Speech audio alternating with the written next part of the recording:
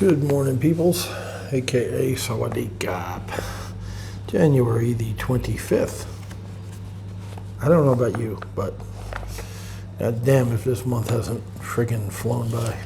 A lot of stuff happening that we'll know in the next week or so what I'm going to be doing with my future, and of course I'll talk about it on video because I talk about everything on video my whole life. So.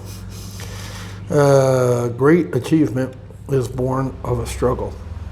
And yes, I have a shirt on today because it was 55 degrees this morning. That was cold enough for me to put on the big jammies and the bottoms, long bottoms, no shorts, and a shirt. So yeah, 55.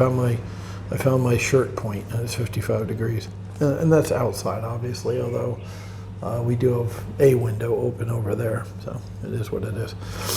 Great achievement is born of a struggle. Our strength grows out of our weakness, said Ralph Waldo Emerson. Not until we are pricked. Pornhub, #1 to million subscribers. I really need to look that up. I think it was 1 million subscribers. But yeah, amazing. So not until we are pricked and stung and sorely shot at awakens the indignation which arms itself with secret forces. Our strength grows out of our weakness, said Ralph Waldo Emerson. He also said, because there's more quotes here, not until we are pricked and stung and sorely shot at awakens the indignation which arms itself with secret forces. Strife and struggle can inspire you to overcome adversity and to propel yourself to real achievement. View every struggle as an opportunity for personal growth. It is the struggle itself, not the result, that builds character. If you know you are right, stay the course, even though the whole world seems to be against you and everyone you know questions your judgment. When you prevail, and you eventually will, if you stick to the job, well, there's persistence again, right? They will all tell you that they knew all along you could do it. Wow, accurate, but he's laying it out. Yeah, I mean, if there is such a thing called tough love, and you can tell people things they need to hear or should hear, even if it hurts a little. Remember we talked the other day about does my ass look fat in these jeans? And I was like, tell them the truth. If it does, it does. You're doing them a favor. If it doesn't, then they feel good because you gave them not only the answer they wanted to hear, but you gave them the truth. And they know. I mean, people own a freaking mirror. They know if they're fat or not. I'm fat. I know I'm fat, right? 264 pounds or something like that. I mean, that's fat. So you'll never catch me asking anybody that because I know already. I look fat in everything I wear because I'm fat, right? So, I mean, women know too, but whatever.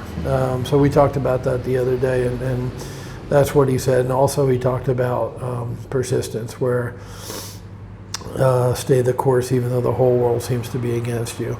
And that's I've talked a lot about the fuck you check, that first check you get from doing real estate, where you didn't go to an office or a warehouse or wherever. You didn't go to a job with a boss and work for 40 hours to get money. You did a deal. You found some real estate selling below market value, and you either bought it with private funding or your own money, or sold it, wholesaled it to a flipper or a landlord. And that first check, $5 grand, 10 grand, 20 grand, whatever it is. I was on vacation one time up in Fernandina Beach, which is a really nice northeastern suburb of Jacksonville. A lot of people know Amelia Island from the car show, Concours d'Elegance. All fancy, put your pinky out, the Ritz-Carlton in Amelia Island, and also there's the Bausch & Lomb tennis thing there. So a lot of people nationally know that area. Beautiful area, touristy area, expensive, high-end.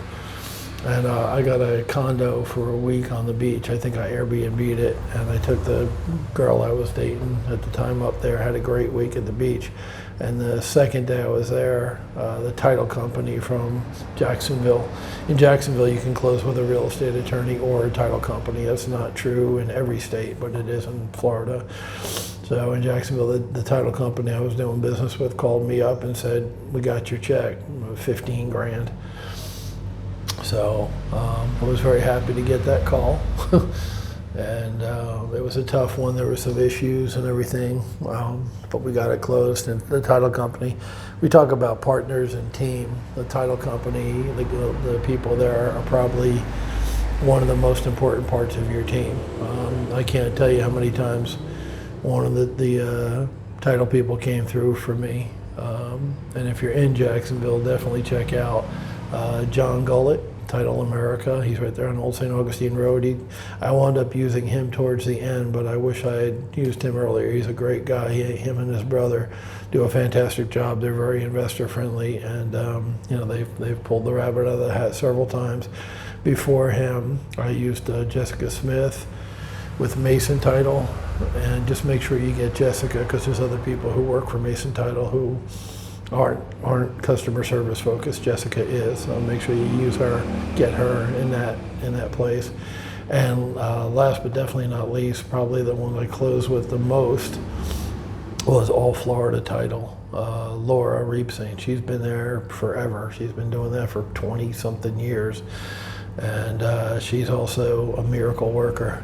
And she's a good one to use if you're buying property, because she's very detail oriented and a stickler for details. And if there's a problem with the title, she'll find it. So like if you're buying, you go there. If you're selling, some of the other guys are better because they'll write an exception. They'll take a little bit more risk than All Florida Title will. So if you're on the sell side, like I said, check out Title America. John and his brother do a great job. So make lemonade out of lemons, and if something's messed up, learn from it, grow from it, use it as an opportunity. I've talked until people are probably sick about me talking about 2014, but obviously it was a life-changing event for me, and I might be having another one now, which once again I'll talk about. We'll see how it all pans out. But COVID's definitely thrown me some curveballs, as I've talked about before, and we're reaching a point where something's got to give. So I'll say more, I'll know more in about a week. Like I said, around the 1st of February, I'll know more. I'm going to meet with the landlord here again for the third time since COVID started. So. But yeah, 2014 definitely changed my life, and that failing was the motivation for me to do everything I did after that, which is what got me here. So, and not here owning a guest house and a restaurant during COVID, but here in Thailand. And like I said, we'll see what happens in a week, but there might be yet another rebirth. It might be 2015, which is the year I started fighting and got back and changed things around after my bad 2014. 2020, I want to say, turned out to be like 2014, which is a total disaster as far as finances and stuff. So we'll see what's up. I'll let you know. I don't keep that stuff to myself. The reason I'm not talking about it now is I don't know what's going to happen. So after I meet with the landlord, I'll talk about it on my daily video here. And it's all, positive action plan, entrepreneurship, business. It's real life, guys. We're talking real life case studies is what Harvard Business School calls them. I'm a case study. All right, guys, we'll talk to you later. But yeah, see bad times as nothing but an opportunity to grow from it and learn from it.